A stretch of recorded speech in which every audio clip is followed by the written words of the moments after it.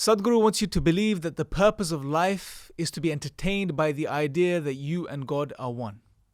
Here are my thoughts.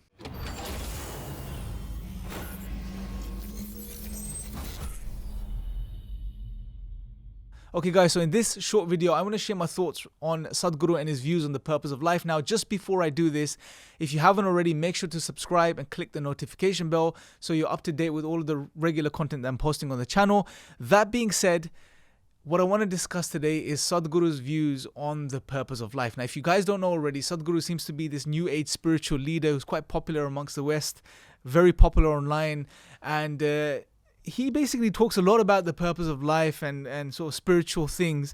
But the reason I wanted to speak about his views on the purpose of life is because when it comes to the purpose of life, this is a very, very integral question that every single human being asks and that we're in search for. So it's important that we are going in the right direction when it comes to this question.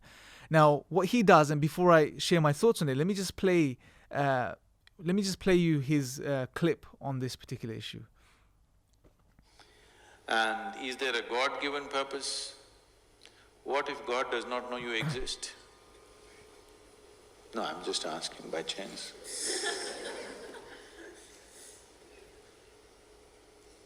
I'm saying in this huge cosmos for which God is supposed to be the creator and the manager of this 100 billion galaxies, in that this tiny little planet and you, suppose he doesn't know that you exist, what to do? Possible or no? I'm sorry, I'm saying such sacrilegious things, but is it possible or no? What if he doesn't know that you exist? What if he doesn't have a plan for you? Suppose he doesn't have a plan for you, an individual plan for you. Don't look for such things. The thing is, the creation is made in such a way that creation and creator cannot be separated. Here you are a piece of creation, at the same time the source of creation is throbbing within you. If you pay little attention to this process of life, you would not need any purpose. It'll keep you engaged for 1,000,000 years if you want. Okay, so let's quickly deconstruct some of the thoughts or the views that he shared.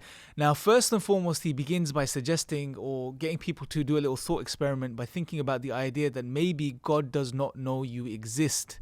Well, he's created such an expanse, such a great universe, you are this insignificant creature, maybe he just doesn't know you exist.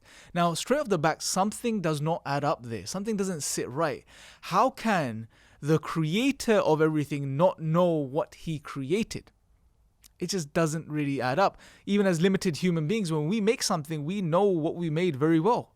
But when it comes to God, we're saying that he somehow could not know what he created. In other words, we're saying he's not all-knowing or not all-powerful. And are these type of ideas even befitting of God? Right? So there are some problems there right away. And he does this to make his argument or to suggest the point, which is that there is, therefore, stop looking for God-given purpose. There is no God-given purpose. And then he moves on, and there's a shift here. Then he moves on suddenly to say that the creator and creation are one. That God in some way is a part of his creation and therefore you as an individual are God as well as you. Now, this is a type of a pantheism and what's problematic here, and what I would even say that this is quite a dangerous idea for especially people living in the 21st century. And the reason I say this is this. Us human beings, especially in the times we live in, we are conditioned to think only about ourselves already. It's a very individualistic society. It's about the self. It's about me, my benefit, my prosperity, what's good for me.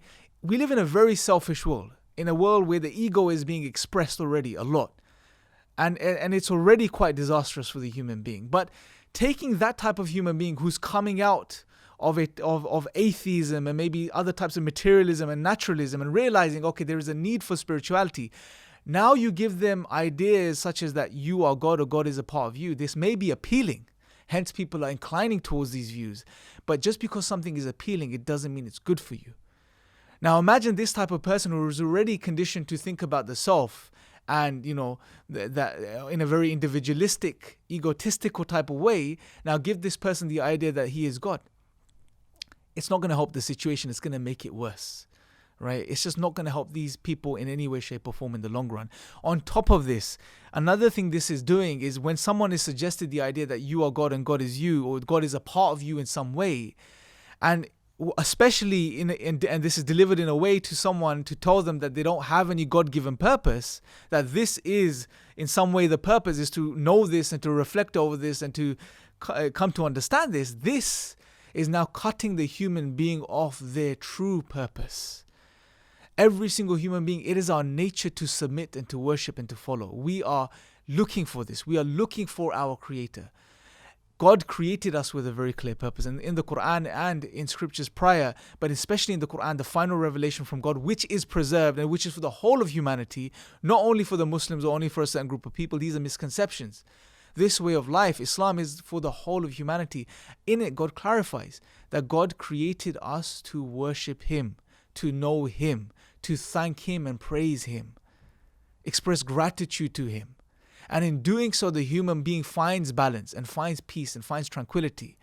And on top of this, finds true freedom and liberation, the very thing that we're looking for. How? Think about this. When the human being is not submitting to his Creator and worshipping God, he is submitting to one thing or the other. It may be other people, it may be other views, it may be money, it may be houses, it may be cars, it may be other material thing. It may even be themselves. The type of person that says, I don't worship or follow anything else or anyone else, is submitting to themselves. They are their own God. God says this in the Quran, have you not seen the one who takes himself as Lord? This type of person is worshipping themselves. But the only way the human being will truly find freedom from everything material and even themselves is when they submit to their Creator. And when they submit to the Creator alone, this frees them from everything else material and worldly. Yes, they use these things, they benefit from these things, but they realize they are not a slave to these things. And that is powerful. That is what the human being is really looking for. But ideas such as you are God and God is you cut the human being off of their true purpose and finding this reality and discovering this reality. Because once you start thinking you're God, you are a slave to yourself. You are worshipping yourself.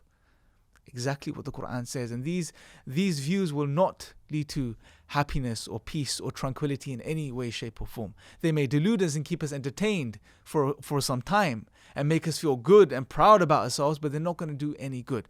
That being said, let me take this discussion to a more of a logical discussion, and things just a point of reflection.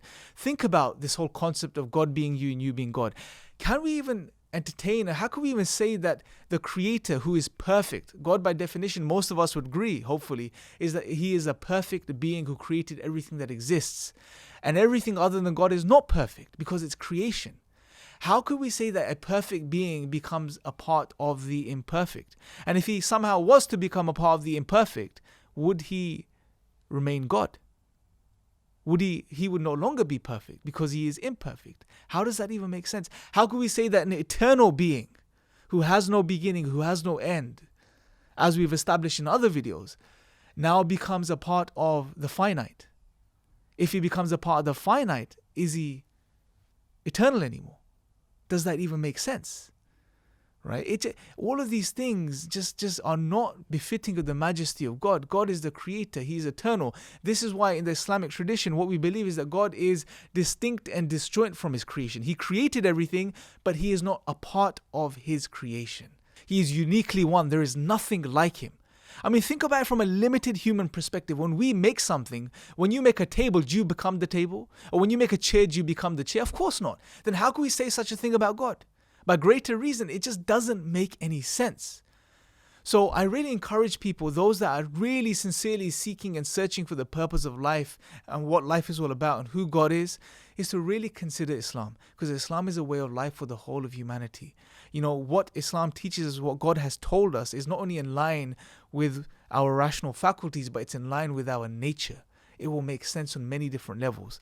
And on top of this, like I mentioned already, when you submit yourself to your Creator, you realize and discover the purpose of your life and you start to live according to it, you will find peace and tranquility and happiness. You will truly be a liberated human being. Upon that note, I'll end. those are my thoughts. Let me know your thoughts below. Make sure to subscribe. Make sure to click the notification bell. And until next time, take care.